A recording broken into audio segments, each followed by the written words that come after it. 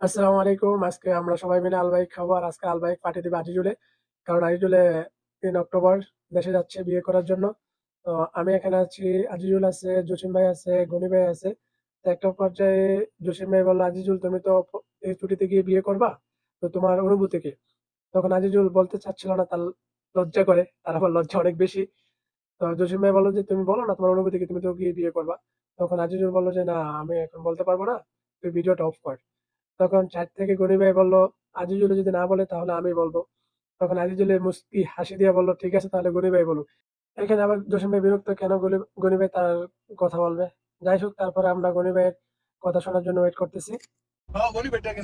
আমি জাউনের আগে বিয়া করতে চাইছি, আমি আনন্দে খুশিতে গেছি বিয়া করুম। খুব ফিলিংস লাগবে ফিলিংস না? মানে আমার তো ভিতরে আরে ভাবাইছে এটা তো কি? 27-28 বছরের একটা সাধনা বুঝছেন না, মনের একটা টান বিয়া করুম। আর খালা তো শখই আলাদা বুঝছেন একটা, মানে ভয় কোনো কাজ করে নাই?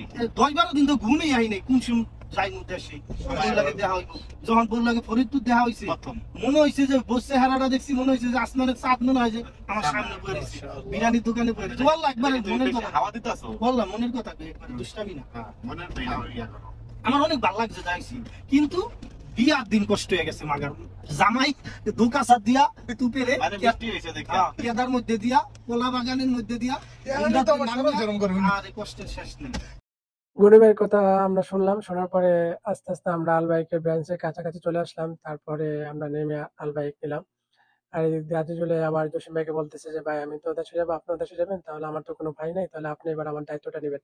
তখন জসিম ভাই বললো ঠিক আছে, কোনো সমস্যা নাই, আমরা আগে দেশে যাই সই সালামতে, তারপরে দেখা যাবে তোমার বিষয়টা। এদিক দিয়ে আবার গনি ভাই বলতেছিল যে আমাদের ওইখানে মেয়ে আছে, তুই যদি পারস তাহলে ওদিকে গিয়ে মেয়ে দেখতে পারস। আমাদের আলবাইক কেনা শেষ হতে মধ্যে তারপরে আমরা খুব সুন্দর একটি জায়গায় আসলাম। এখানে এসে আমরা আলবাইক গুলা সুন্দর মতন রাখার চেষ্টা করলাম। এবং তারপরে গনি ভাই বললো যে ঠিক আছে, একটা ভিডিও করা হোক। তখন আমরা ভিডিও করতেছিলাম আলবাইক গুলার। আমাদের সাথে 3টা মেহমান আছে, একটা, দুটা আর ৩টা। আরেকটা কথা বলে রাখি, সৌদি আরব আপনি যখন আলবাইক খেতে কখনো মানে খালি মাঠে বসবেন, তখন দেখবেন যে কোন দিক থেকে যে আপনার পাশে বিড়াল চলে আসে আপনি বলতেও পারবেন না। তো যাই হোক, তখন বিড়ালগুলো খুব তাড়াতাড়ি চলে আসে আলবাইকের ঘ্রাণের কারণে। কারণ যে একটা সুবাসে আলবাইকের, ওই সুবাসের কারণে বিড়াল যত দূরেই থাকুক, বিড়াল কিন্তু ঠিকই চলে আসে।